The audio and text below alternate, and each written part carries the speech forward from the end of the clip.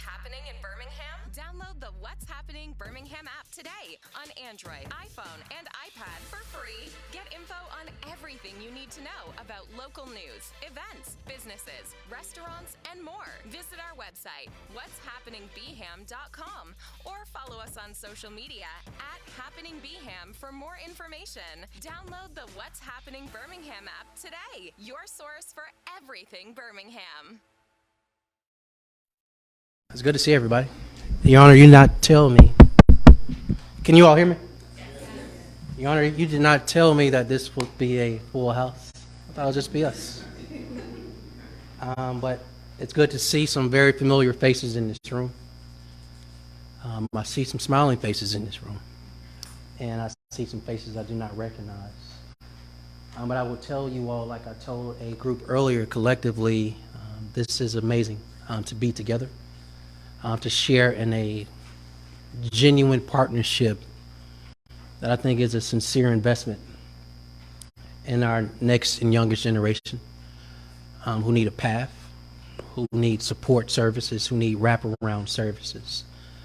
So the first thing I want to do is acknowledge the biggest partner in this room, and that is Family Court, and that is Your Honor.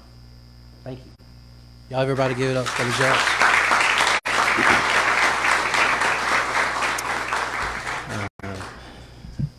The judges know me right out of college. I'll date myself. I've been out since 2003, so that's literally 20 years. We've both watched each other's career. Hers is way more impressive than mine, by the way. But her heart has always been pure. It has always been genuine. But it's always been intentional, too. And so for her to serve in this position as our head judge of family court and to make it be more about than just sitting behind this bench, but in the ability to offer the wraparound piece is impressive. So genuinely thank you in front of everybody. I also want to thank Carrie, high school. Don't tell nobody. She's known me longer than Judge, y'all. But if you do not know, she's the executive director of Jefferson County Family Resource Center.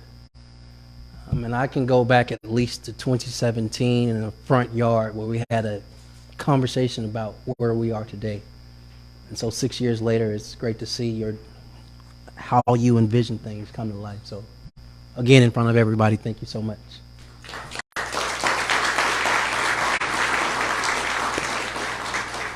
And of course, Monique Greer, everybody, of Jefferson County Juvenile Detention Center.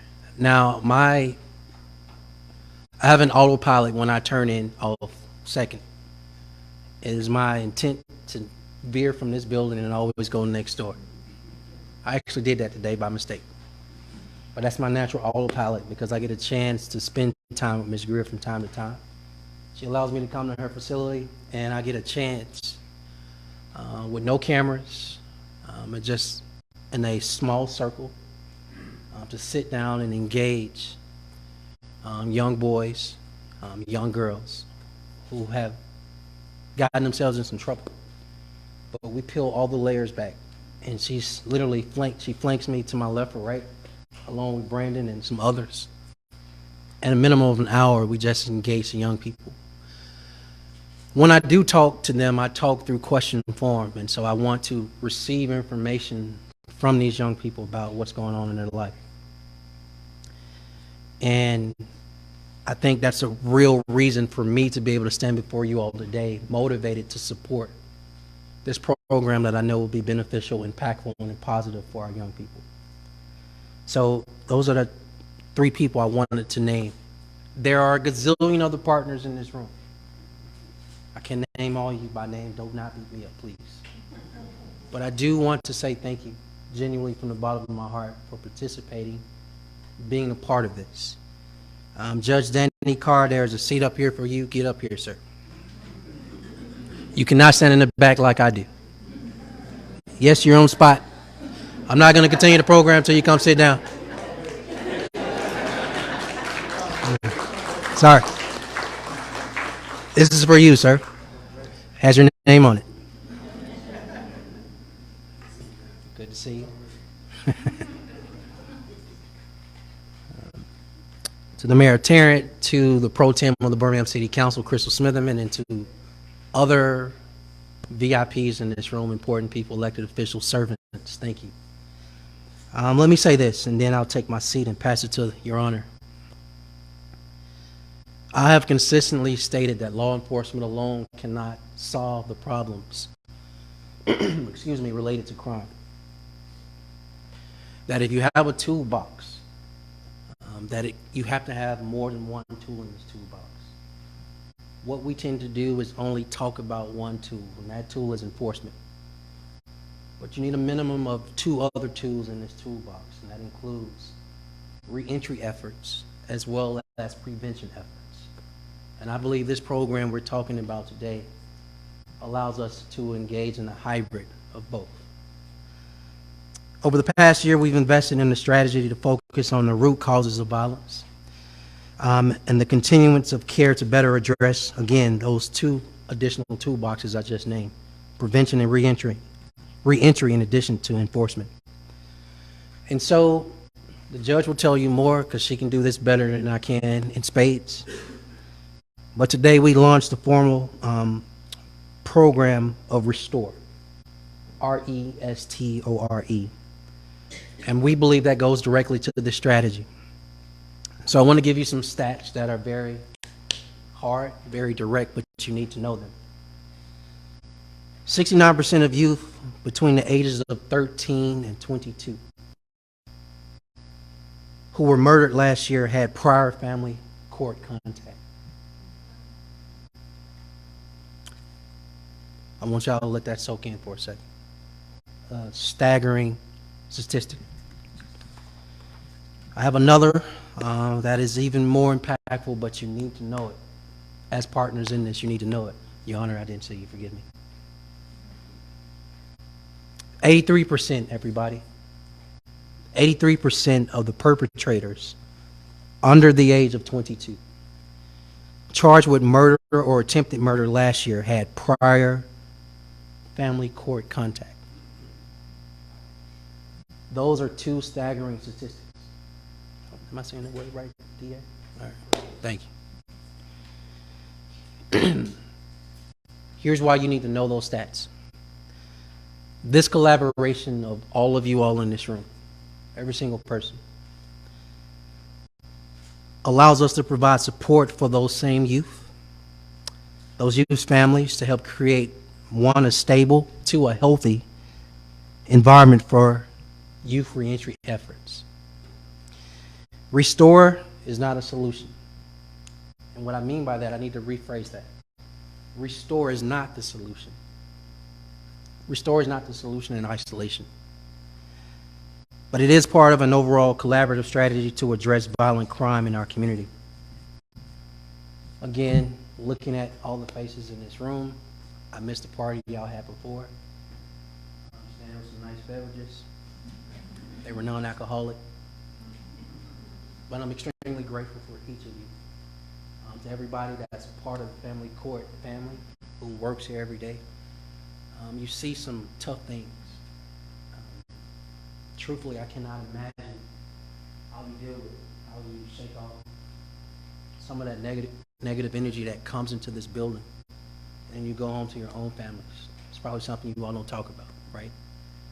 But I'll say it out loud to say that, in my opinion, anybody that works in this building and the everyday things you see, do, hear, and what you put out to literally help families, from the bottom of my heart, thank you so much. And with that, Your Honor, the floor is yours.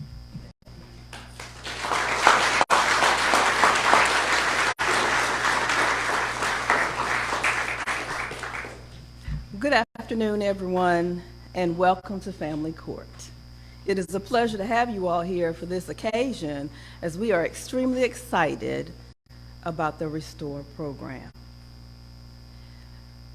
One of the things that we deal with here in Family Court is the rehabilitation of our children. Those that have been accused of acts that would be considered a crime if they were an adult. Those are delinquency cases. are here to be rehabilitated. It's not about punishment. It's about making them the citizens that we know they can be and should be, given the proper resources. Before I get any further, let me say thank you to the mayor. Thank you, Mayor, for your support. Thank you to the City Council, Councilor Smitherman, for your support. Thank you to the City of Birmingham. Thank you to the City of Birmingham for your support of this project. This is a collaboration, as the mayor indicated. The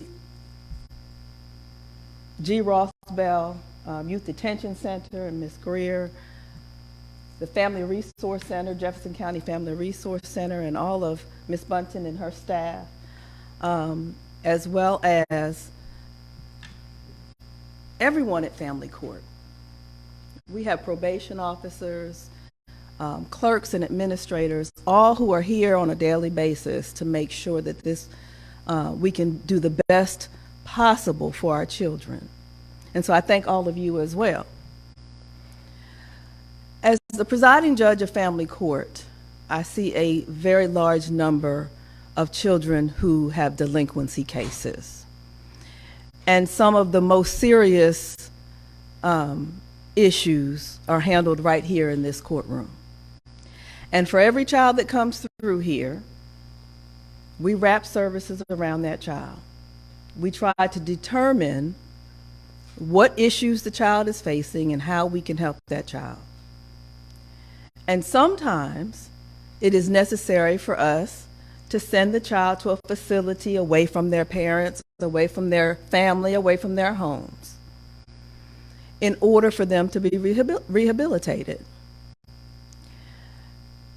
And what we find generally is that the vast majority of those children do extremely well in a structured environment.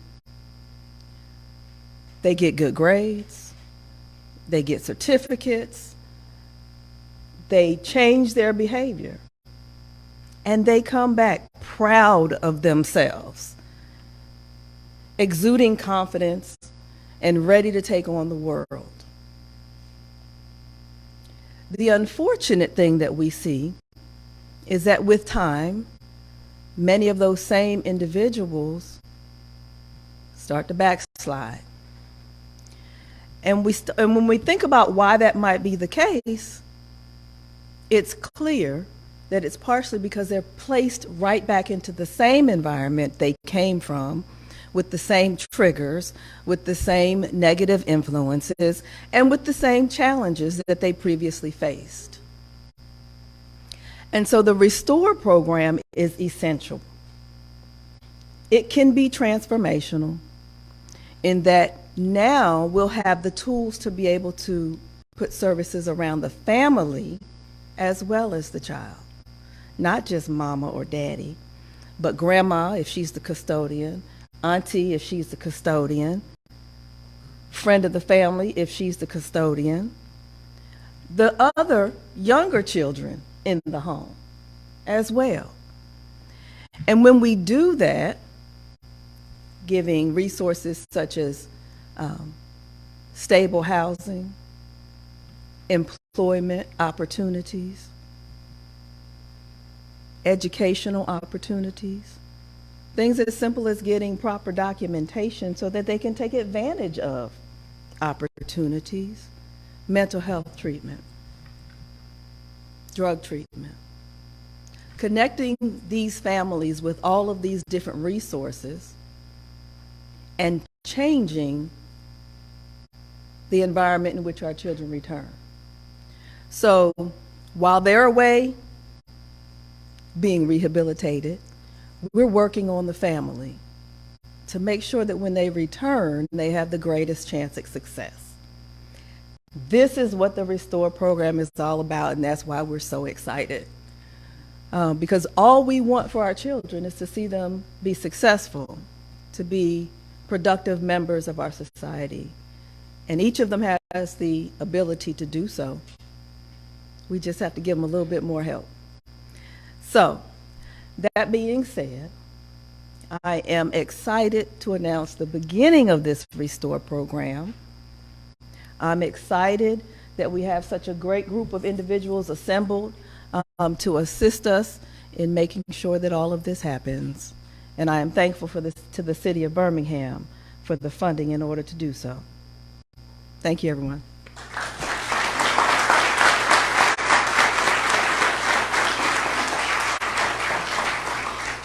All right, I have been told that the mayor and I are to entertain questions. So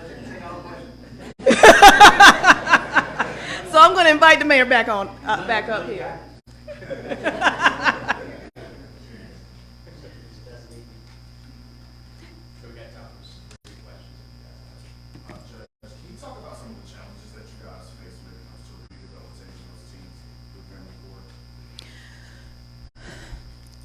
We have an excellent team of individuals assembled who can help our children.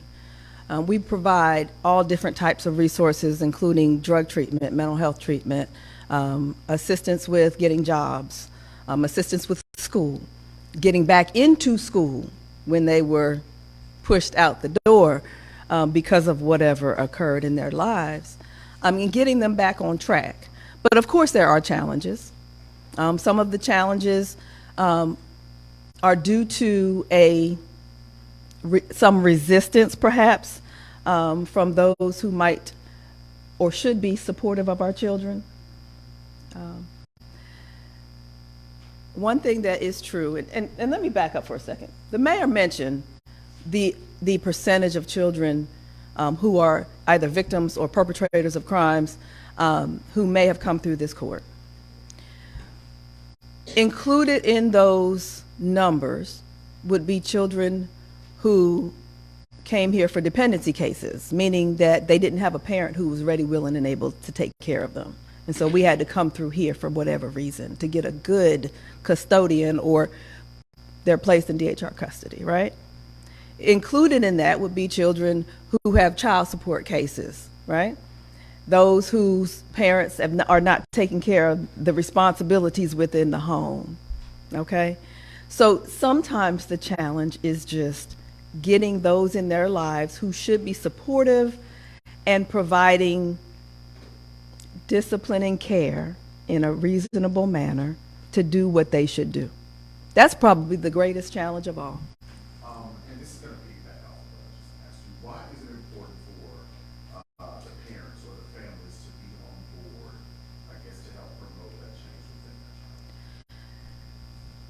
Or I guess how detrimental is it to the child if the family's not on board? Many of us have been blessed to have families that have been supportive and who have provided all the resources that we needed in order to be successful. Most of the children who come through family court do not have that. For our delinquency and our dependency cases, they don't have that. And so we have to try to build up the family so that they can receive that type of support.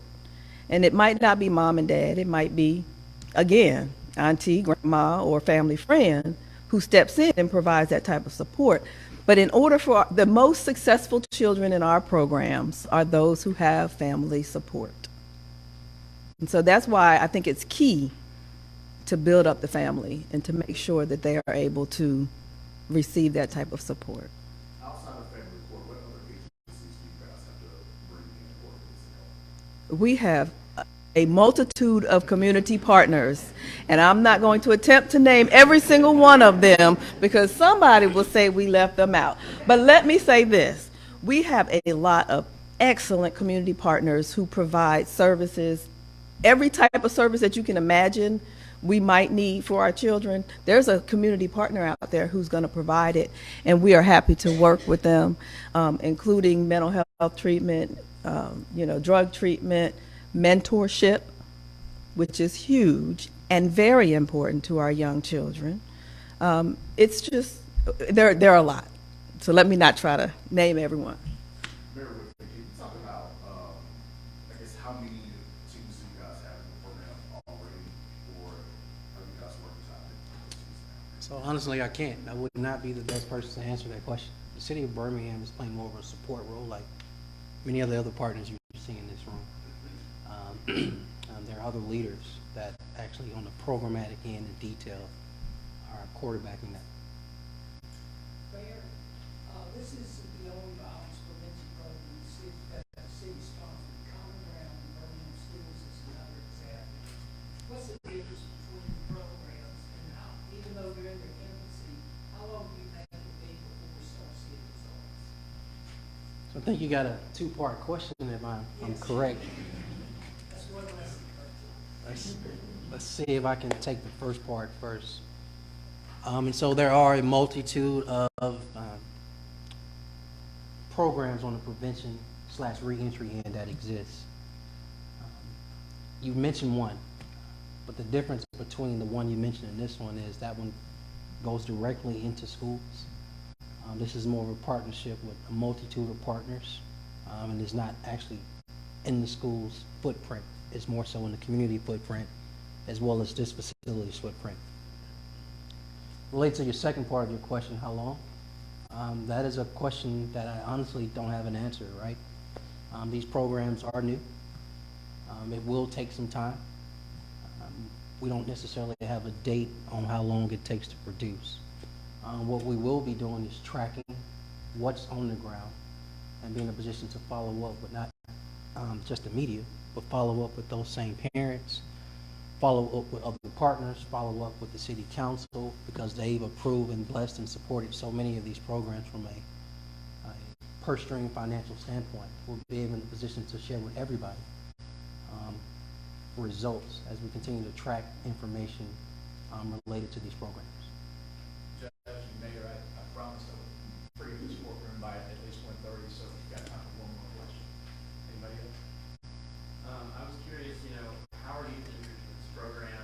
Is it any youth that meet this criteria would be? Is there some limit? Are there other determinations? I'm going to let Ms. Carrie Bunton answer that question. She is the executive director of the Jefferson County Family Resource Center, which will actually administer this program.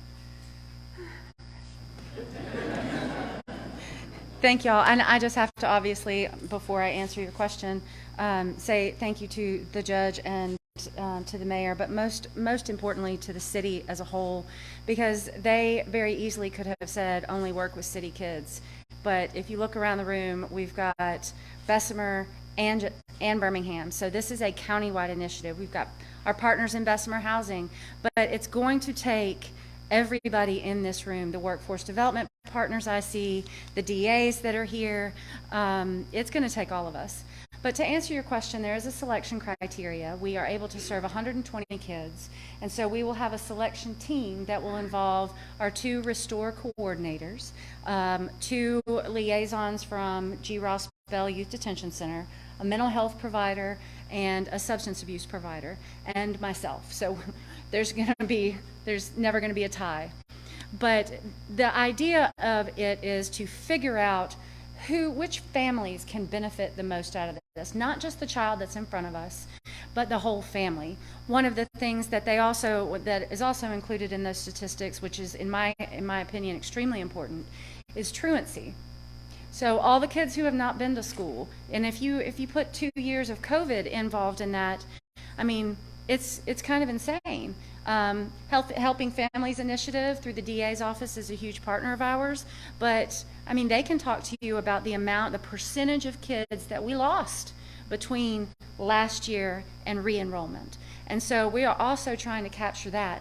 While I love the things that are going on in the schools, I love the HEAT curriculum. I think that is incredible, that conflict resolution on a level and dialogue that these kids can understand is important.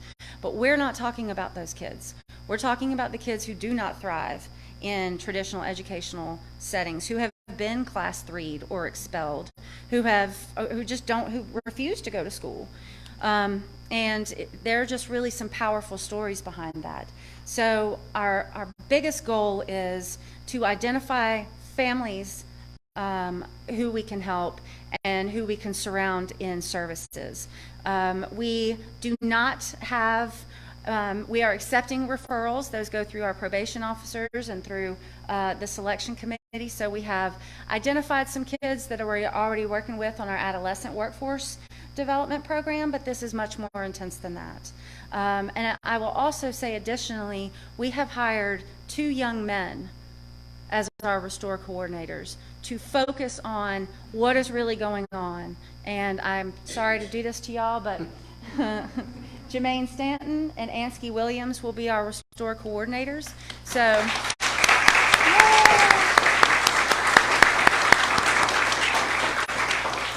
So when we say we are trying to meet these families where they are and speak their language, we mean it. Thank you. Do you know what's happening in Birmingham? Find out now with the all-new What's Happening Birmingham app. Download today on Android, iPhone, and iPad for free. Get info on everything you need to know about local news, events, businesses, restaurants, and more.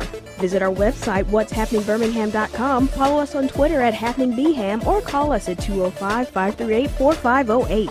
Download the What's Happening Birmingham app today. What's Happening Birmingham, your source for everything Birmingham.